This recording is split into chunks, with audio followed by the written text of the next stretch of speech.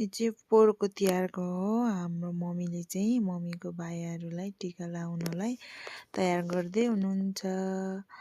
अनि हाम्रोतिर चाहिँ है यसरी फुलटिका लगाइन्छ। यो चाहिँ अहिलेको होइन कि पोहोरको तिहारको हो।